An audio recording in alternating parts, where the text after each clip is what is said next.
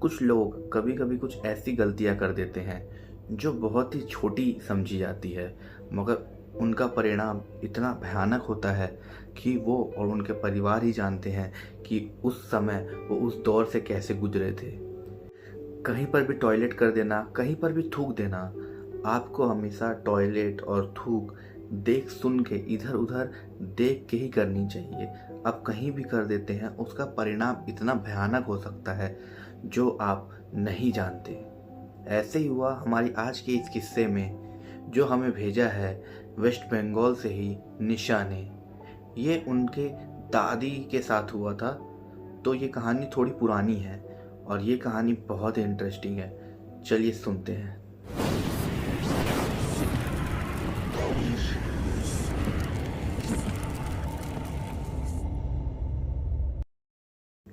ये बहुत पुरानी बात है। निशा का जो घर है, जो अभी फ्लैट हो गया है, वो पहले आज से 50 साल पहले एक नॉर्मल सा मिट्टी का घर हुआ करता था। क्योंकि उस समय वहाँ की डेवलपमेंट बहुत ही स्लो हो रही थी, तो वो लाइक ऑफ गांव के टाइप का एरिया था। वहाँ पे 3 फैमिलियाँ रहती थी और तीनों ज़मींदार थी। एक थी निशा की फैमिली और बाकी 2 फैमिली भी थी। गांगुली फैमिली थी और एक मिश्रा फैमिली थी। निशा की जो फैमिली थी, उनकी जो दादी थी, उस समय बहुत ही यंग थी। उनकी दादी पूरे घर को बहुत ही अच्छी तरीके से संभाल के रखती थी और पूरा दिन में 2 बार वो पूजा जरूर करती थी। उनके घर के बाहर आंगन में एक पीपल का पेड़ था और पीपल के पेड़ के बगल में ही एक तुलसी का मंच लगा हुआ था, जहाँ पे तुलसी माता थी। उनकी दादी रोज उस तुलसी माता पे हमेशा धूप अगरबत्ती जरूर दिखाती थी। निशा की दादी को यह पता था कि वो जो पीपल का पेड़ है, उस पे एक एंटिटी ब्रह्म दैत्य रहते हैं। मगर वो जो एंटिटी है, वो ना ही इनके फैमिली को कभी परेशान करती थी, ना ही निशा की दादी ने कभी किसी को बताया था कि उस पेड़ पे ऐसी कोई एंटिटी भी रहती है। माना जाता है कि ब्रह्म दैत्य बहुत ही अच्छी, बहुत ही प्योर एंटिटी होती है। उनके पास पूरे जग का ज्ञान होता है और वो मांस मछली से बहुत ही दूर रहती हैं, क्योंकि वो खुद जब जिंदा थे एक ब्राह्मण होते हैं। तो जब भी उनकी दादी कहीं बाहर जाती थी तो तुलसी के मंच में हमेशा पूजा करके ही जाती थी। मगर साल में एक बार होने वाला एक मेला होता था, जिनमें 2 दिन के लिए उनकी दादी, पूरा फैमिली ही उस मेले को देखने जाता था। तो उनकी दादी जब भी जाती थी उस मेले को देखने, जब वो घर आ रही होती थी, वो एक चीज़ नोटिस करती थी कि उनके घर के फ्रंट गेट से हमेशा एक पंडित निकल के जाता था और उनके घर के पीछे जाते ही वो पंडित गायब हो जाता था। ऐसे ही हुआ था उस साल भी। जब उनकी दादी घर आ रही थी तो उन्होंने देखा कि उनके घर के सामने वाले डोर से एक पंडित निकला और उनके घर के पीछे जाते जाते गायब हो गया। उनकी दादी दौड़ के जाती है, जब देखती है तो फ्रंट गेट अच्छे से लॉक था, तो ये पंडित निकला कैसे? और जैसे ही वो घर के पीछे जाती है तो वहाँ भी कोई नहीं था।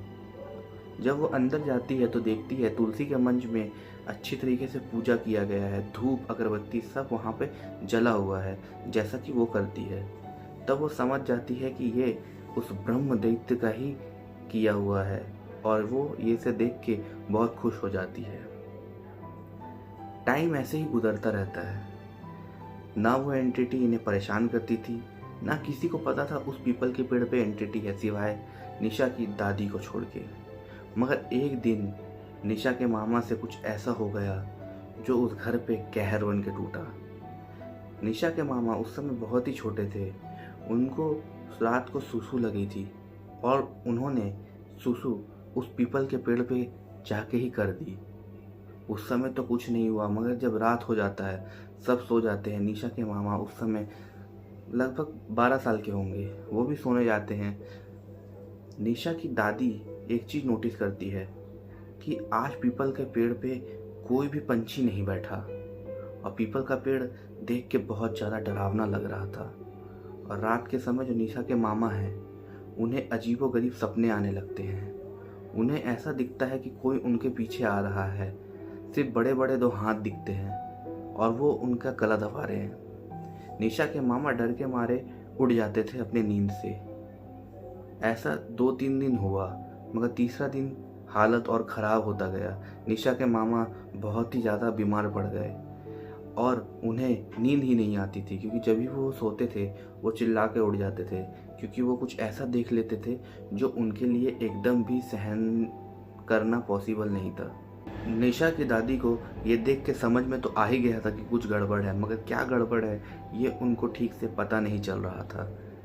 फिर आया वो रात जिस समय उन्हें उस पीपल के पेड़ पे जो ब्रह्मदैत्य रहता था वो अच्छे से दिखा। उस दिन निशा की दादी रात को खाना पीना खा के सोने ही जा रही थी, तब वो आंगन में आती है। उन्हें आंगन में दिखता है कि उस पीपल के पेड़ के डाली के ऊपर कोई बैठा है जिसका दोनों पैर नीचे तक झूल रहा है। ये देख के वो थोड़ी सी घबरा जाती है और जब बाहर निकलती है तो देखती है एक ब्राह्मण जैसा एंटिटी उस पेड़ पे अपने दोनों पैर को नीचे झुला के बैठा हुआ है। वो पैर इतने लंबे थे कि उस पेड़ की ऊंची डाली से ज़मीन तक आ रहे थे और वो एंटिटी पूरे वाइट फॉग जैसी थी। और जैसे ही वो निशा की दादी को देखती है वो एंटिटी वहाँ से गायब हो जाती है। निशा की दादी समझ गई थी कि कुछ गलती हो गई है उनसे, क्योंकि ये एंटिटी सालों से नहीं दिखी, आज क्यों दिख रही है। और तभी वो देखती है कि निशा के मामा वहीं से अपनी आंख बंद करे नींद में चले आ रहे हैं और आके उस पीपल के पेड़ के ऊपर चढ़ जाते हैं। वो देखते हैं कि वो पीपल के पेड़ के ऊपर चढ़ तो गए हैं, मगर वहाँ से एकदम ऊपर डाली पे ऐसे चढ़ रहे हैं जैसे ही कोई बंदर हो। चढ़ के वो वहाँ से कूदने की कोशिश करते हैं। जैसे ही वो कूदते हैं निशा की दादी जाके उनके मामा को पकड़ लेती है और उनके मामा तभी नींद से उड़ जाते हैं। उन्हें समझ में नहीं आता कि वो यहाँ कैसे आते। तभी ये सब देख के निशा की दादी समझ जाती है कि उनसे या उनके बेटे मामा से, मतलब निशा के मामा से कुछ बहुत बड़ी गलती हो गई है। उन्होंने अगले दिन ही बहुत सारे ब्राह्मणों को बुलाया और सारी बात बताई। ब्राह्मण को बुलाने के बाद और सारी बात बताने के बाद उन ब्राह्मणों ने पूजा रखी। पूजा में भगवान के पाठ हुए, 3-4 दिन पाठ लगातार चले, मगर देखा जाता था कि जैसे जैसे सारे ब्राह्मण वो पाठ कर रहे हैं उनसे भी स्पीड में और उनसे भी अच्छे उच्चारण के साथ उस पीपल के पेड़ से भी एक आवाज़ आती है। ब्राह्मण ये देख के बहुत ही डर गए थे।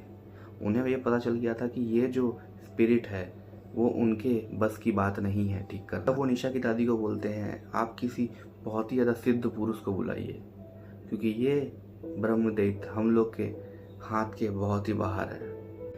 तब निशा की दादी अपने एक फ्रेंड को ये बात बताती है। उनके फ्रेंड एक सिद्ध पुरुष का नंबर देते हैं। वो एक अघोरी थे। वो आते हैं, वो काली माता के भक्त थे। वो पूजा पाठ करते हैं और उस ब्रह्मदैत्य को सबके सामने बुलाते हैं। उस दिन पूरे परिवार ने उस ब्रह्मदैत्य को अपने सामने देखा था। जब वो ब्रह्मदैत्य सबके सामने आता है तो वो बताता है कि उस छोटे बच्चे से क्या गलती हो गई है। तब निशा की दादी उसके सामने हाथ जोड़कर विनती करती है कि छोटा बच्चा था, उसे माफ़ कर दो, उससे गलती हो गई। ये सुन के सब कोई मिन्नत करते लगते हैं और निशा के मामा भी अपने घुटनों पर बैठ के हाथ जोड़ के उनसे मिन्नत करते हैं। और तब जाके कहीं वो ब्रह्मदैत्य शांत होता है और बोलता है वो हमेशा उस पीपल के पेड़ पे ही रहेगा। और वो पीपल का पेड़ आज भी उस घर के नीचे पे है। वो पीपल का पेड़ आज भी निशा के फैमिली के लिए एक ब्लेसिंग की तरह काम करता है। कोई भी कठिनाई आने से पहले ही वो पेड़ उन्हें ख़त्म कर देता है। तो ये थी आज की एक सच्ची घटना। अगर आपको ऐसी कहानी अच्छी लगती है तो मेरे इस चैनल को सब्सक्राइब ज़रूर करें और रात के समय अनजाने में कुछ ऐसी गलतियां ना करें जिसके लिए आप और आपके परिवार दोनों को ही बहुत ज़्यादा प्रॉब्लम हो जाए। तो चलिए मिलते हैं आपसे अगली कहानी में, तब तक के लिए बाय।